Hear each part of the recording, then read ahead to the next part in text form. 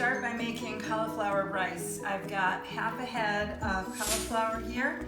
It's about 1.5 pounds, and we're just gonna roughly cut that up and put it in the food processor to create the cauliflower rice. We're gonna use the shredding disc, and it's easier to control that way than using the S blade. If you don't have a food processor, you can also use a regular box grater and just grate it on this side.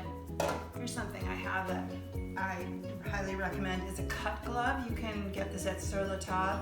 It's about $10, or you can get them online. So when you're shredding, you don't shred your fingers as well. So we're just gonna load that in the food processor.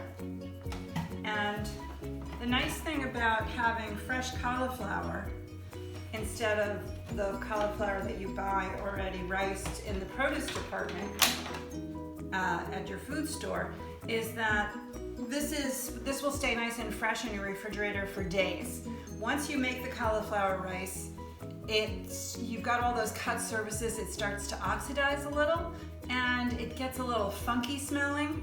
So you can do two things. You can either wait till the last minute to rice it, or you can rice it and then you can freeze it yourself. You can also buy the frozen cauliflower, which people have pointed out to me, why don't you just buy it frozen? When you have it frozen, when you're cooking it, it's always going to be a little mushier, and because the cells break down from the freezing. So the fresh is going to be better, but you don't have to do it fresh. All right, so we're going to rice this up.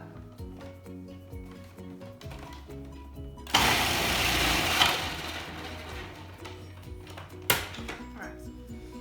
Okay, so we're going to take that out now.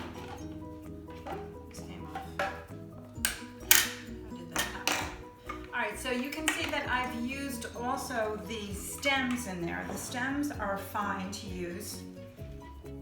And in fact, in my family, we all like the cauliflower, the broccoli stems better than the florets. So the leaves, you can use the leaves when you're cooking cauliflower, when you're roasting it in the oven. I haven't tried it for making rice. I kind of think that might not be perfect for that, but for roasting, I'm definitely, the next time I make cauliflower roasted, I'm going to try roasting the leaves as well. And just, I've read that you should just watch it so that they don't get burned. So this is about 5 or 6 cups. Once you cook this, you can flavor it a lot of different ways.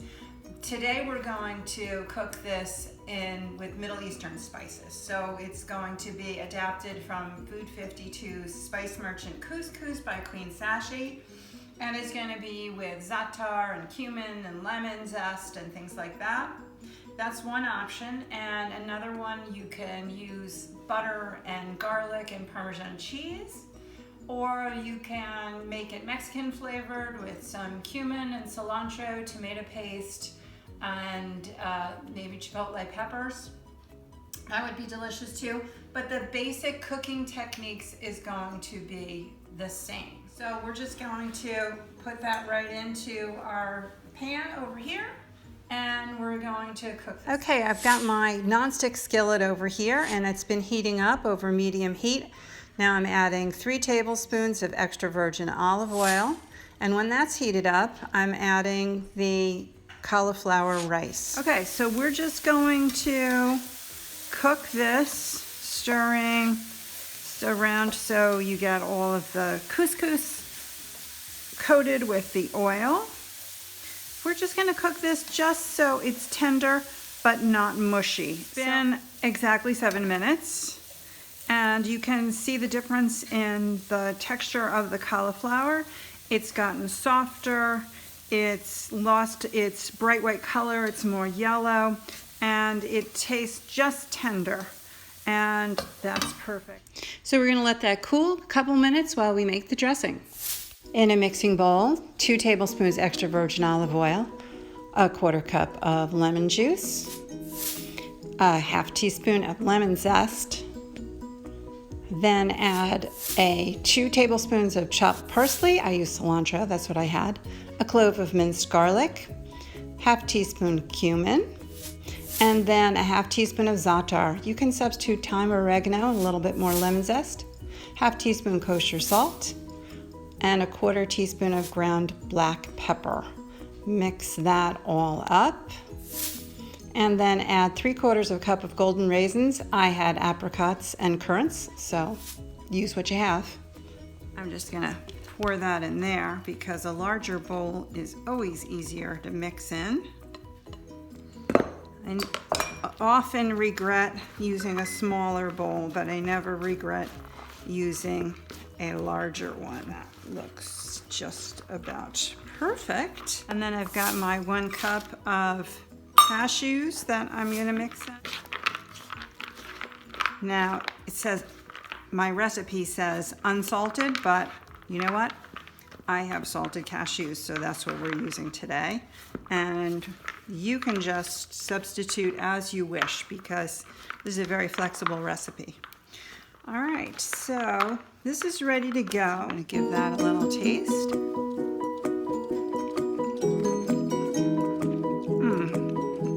Lemony, crunchy, bright, nice depth of flavor, really delicious. I do think it needs a little bit more salt, so I'm going to go with that. And I gave you the lesser amount of salt because you can always add, but you can't subtract. So that's our cauliflower couscous.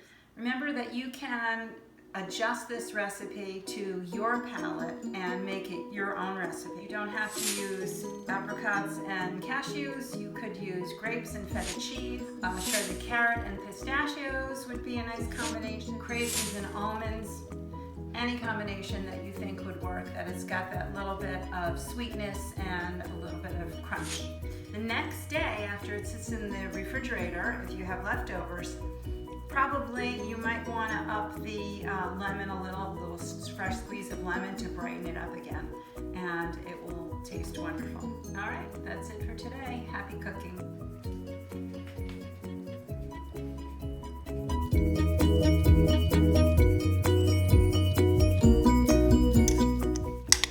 Oh, it's really good. It's delicious. What's for dinner? This is dinner.